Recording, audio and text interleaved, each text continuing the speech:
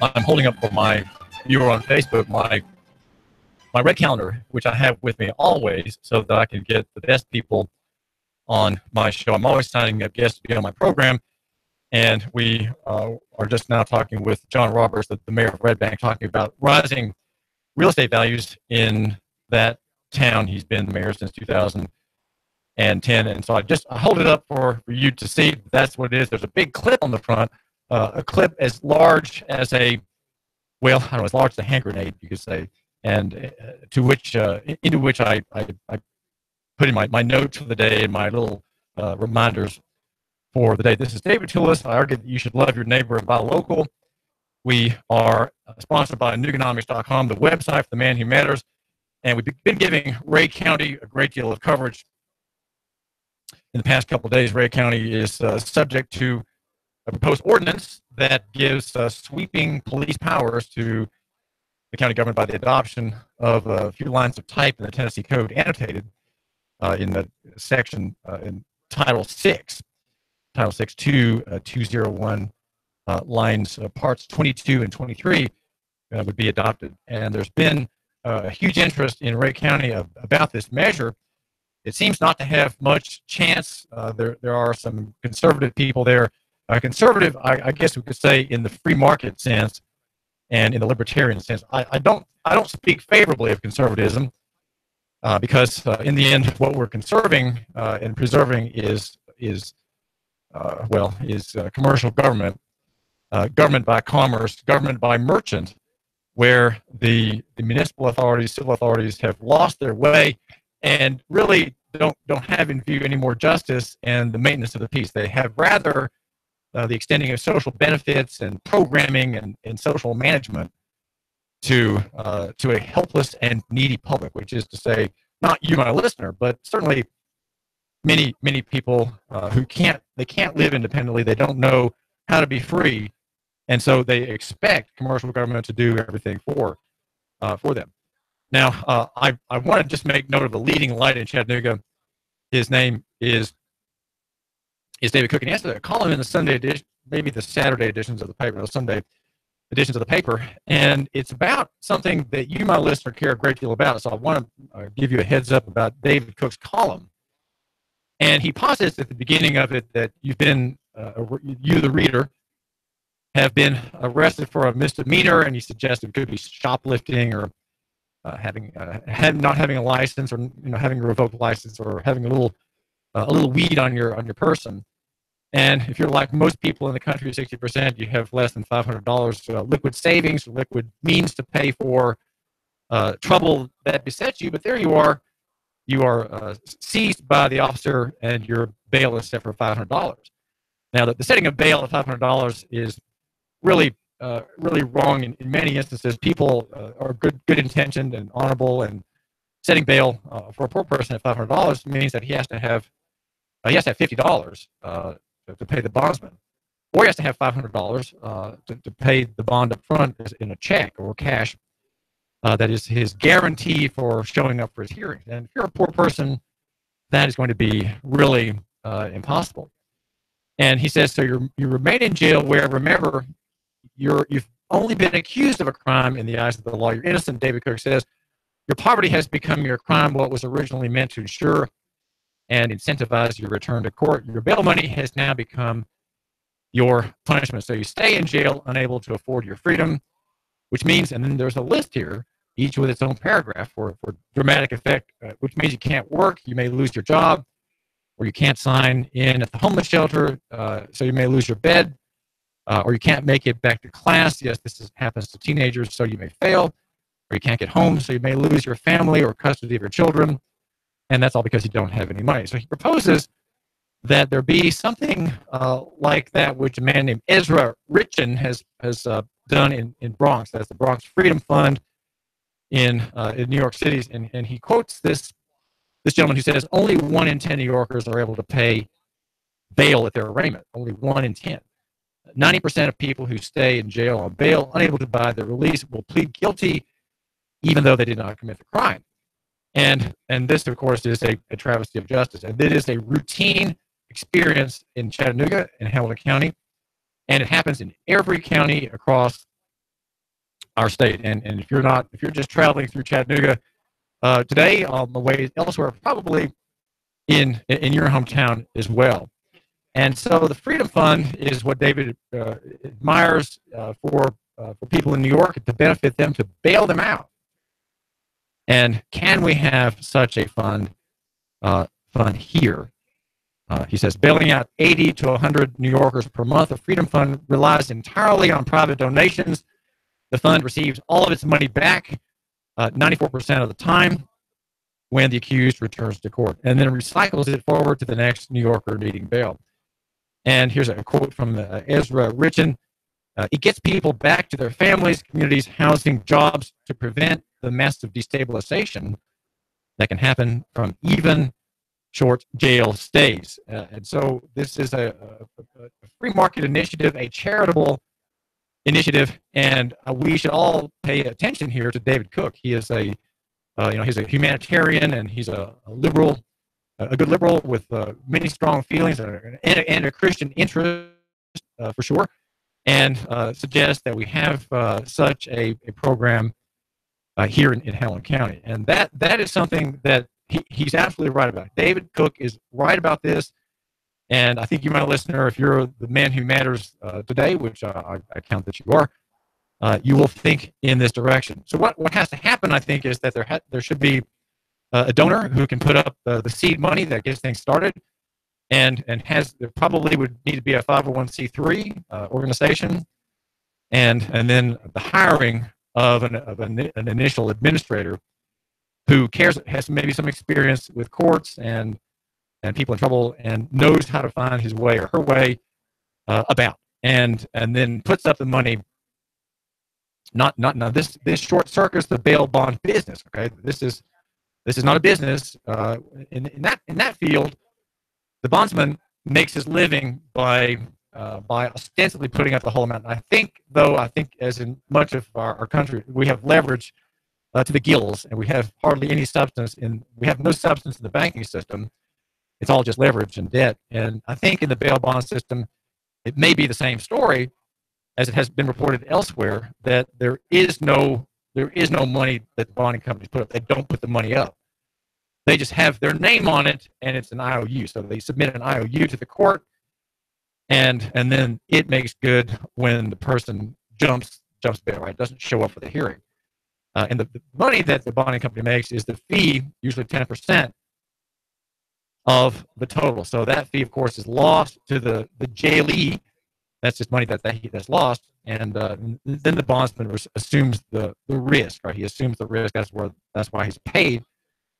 He's paid $100 of a $1,000 bond, and he keeps that. That's his living, and he's borne the risk of returning that man or that woman. There are, of course, women defendants as well, to the court. And this system, because it's charitable, bypasses a business and promises a mercy by having the wealthy man, the wealthy investor who has done very well for himself, and now perhaps he's thinking about others. He's thinking about giving back, as they say. That's just, of course, a cliche. Giving back is a tedious cliche. I've never used it, but anyway, that's an expression that you have to understand is genuine, and it does mean something. And when people use it, they're often trying to expiate their sins, right? They're wanting favor. They want to feel good about themselves. They maybe if they're not Christians, they are somehow worried that God hates them, and so they're going to expiate their sins. They're great prophets in the market, and in the spiders and the ETFs and whatnot, and in the treasuries, and in foreign currency exchanges, and now they're going to make good, and so they're going to expiate their sins and expiate their guilt, as it were, their capitalist guilt, by giving their money away. And those good things come from that. I'm not saying it's all wrong, but still, we need to have a person of good intent, of moral framework, say, I've made very good money, and I live here. I live on the mountain, and David Cook is right. David Cook is absolutely right in his column in the Sunday paper, and we need to have a freedom fund here. Where people's lives can be restored, because the policing mechanism, the law enforcement mechanism, is punitive. Okay, it is punitive, and I would say largely evil. It's largely evil because the people who are caught in are often they're not real criminals. They've not done common law offenses like assault, thievery, and burglary. You do have some of those, but many of them are people simply caught up in privileges offenses. Right, they've committed an offense against the privilege system that we have, which is highly, highly discriminatory. State government in Tennessee has many, many things turned into privileges, all of which are a form of discrimination. Right, it's discriminatory, favoring the wealthy and offending and oppressing and criminalizing innocent activity among the poor. And that category I would include in that category. I would include Hispanic immigrants who are here, often very poor people, often in the cash economy, often doing somewhat menial jobs that white people refuse to do, that black people refuse to do, and the Hispanic comes and faithfully performs his work, living, you might say, on the edge with his relatives in the same house, his many children. Right, these are pro-life people. Often they're Christians, and they're here to make a new life in the Chattanooga area. And so they're the ones who are oppressed by these privileges statutes and commercial government. Commercial government being that it operates through the transportation code and through policing. Policing itself is a form of social management. And who does it manage? Well, it manages the poor, the dissenter, and labor. Those are the people, especially if you read the Marxist analysis, that is what you have. Chris Hedges, for example, admission has very, very good analysis of policing per se. Though policing rises from the progressive theory, right? It comes from the progressive theory where the elites run things, right? You have progressives pretend to represent the common man, but they don't. They really don't. They represent centralized power among certain categories of people, for example, labor and labor unions. So do read the call for criminal justice reform. David Cook mentions just briefly Jim Hammond's efforts to maybe abolish the cash bail system in Hamilton County. I don't know that that's what's happening. I hope it's true. I hope that that is the direction perhaps of Jim Hammond, who's seeking to maintain his job in a coming re-election or a coming election. But possibly abolition is more appropriate, and that is because people generally, they're innocent, they're not criminals, and we don't want them to be abused by the so-called justice system in our county, and that's what's happening. It's happening all around the county, and those swept up by the policing mechanism, by the law enforcement mechanism, are in fact victims. They are victims. They're terrorized by the state. They're terrorized in their affairs, and they don't have liquidity. They don't carry around $400 or $500 in the billfold like you do, right? You do that, and you my listener can go on Cash Friday, the first Friday of the month, and go to your bank account and pull out $100 in our token defiance of centralized banking cartels.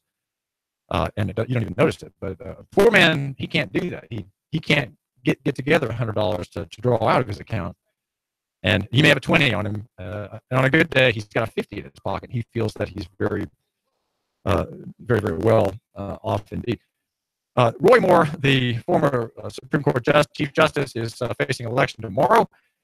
And Atlantic Monthly has a headline, Roy Moore's Disappearing Act. And he's running against Doug Jones, who's a left-wing man who favors the killing of children. He favors the killing of baby girls and boys. He's a stalwart pro-abort, will be a reliable defender of the blood trade, of course, that feeds body parts to Planned Parenthood and the STEM businesses that profiteer in a criminal fashion from the slaughter of black girls, black boys, white girls, white boys, and even Hispanic. Even Hispanics sometimes are so blighted in their perspective, so helpless that the women destroy them. And Doug Jones is for the right to do that, right, with the complicity of doctors. The story, though, talks about the difference between the two campaigns. Doug Jones is holding multiple events every day, taking questions from the press and campaigning with other Democratic politicians. His opponent, Roy Moore, has all but disappeared. Dogged by controversy, the story says, following allegations, etc. Moore has not appeared in public since last Tuesday and isn't scheduled to go to do so again before Monday. Reports suggest that he was in Philadelphia on Saturday watching the Army-Navy football game, as he's a West Pointer. And Moore spokesman told me that he attended a Christmas gathering with supporters and friends on Sunday evening, closed to the press. But such is the state of politics in Alabama that Moore's postmodern facsimile of a campaign sounds like Atlantic Monthly, doesn't it?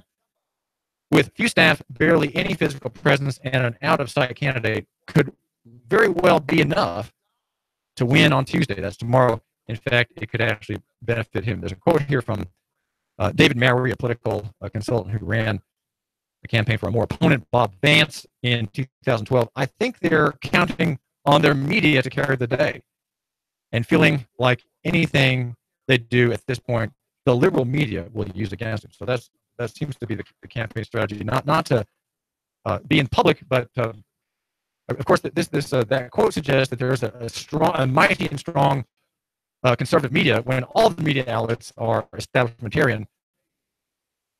Major media outlets from the Washington Post, the New York Times, or the Wall Street Journal that will treat this candidate fairly. And of course, you've heard some of the latest headlines about the Moore campaign. But I would say simply that Roy Moore has been his whole life an honorable man. And the quote that I didn't have a chance to read to you last week is in my mind, and I'm going to paraphrase what Doug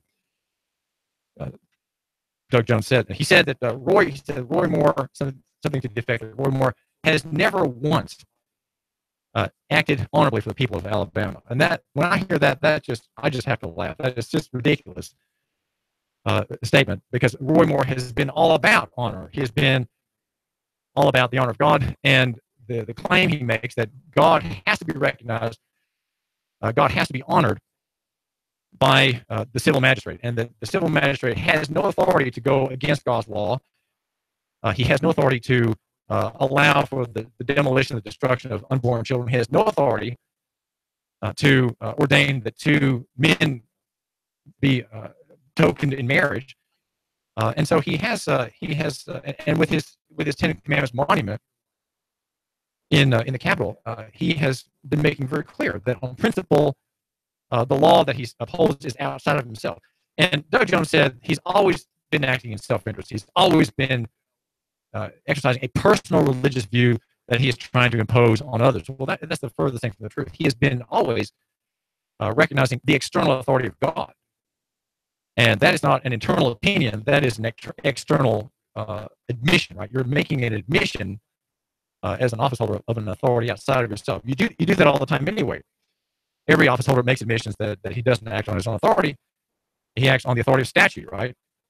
If he's a law-abiding, obedient civil servant, it's the statute that he upholds as his authority. He cannot act outside of it. And then, of course, God has authority too. And Alabama officials, when they take office, they hold their hand on the Word of God and hold up the other hand open with the open palm, just to swear and vow in the name of God to uphold the Constitution of that state and all lawful statutes, and to seek to overturn injustice and to defend the innocent, the right, the pure, and the just. That's what the office holder does, and that's what he's required to do before God. Romans 13, right? Romans 13 brings that obligation on the civil magistrate to do just that. And Roy Moore has always acted honorably, even to his own hurt. And that is why such statements are simply laughable. Even in Vietnam, when he was a member of the military police, he was as straight arrow as could be. He went into led by another man, and they'd gone out and they went into a brothel, and Roy Moore just turned around saying, "We shouldn't be here," and he walked out and found his own way back to the base. So the other man, of course, dallied there among the lovely Vietnamese women. Roy Moore, he wasn't there. And so while Roy Moore may have had conversations and dates with very young women, they were women, and he was not. To call him a child molester is simply insane. That is simply hilarious mistake. And I hope if you, my listener, are thinking about the main issues, that you consider that these are scandalous reports about this candidate for Senate. He has had a life of public service and a life of dignity, reflecting the Reformed tradition in Christianity. I believe he's a primitive Baptist, Reformed, and very strict about the sovereignty of God and the providence of God. David.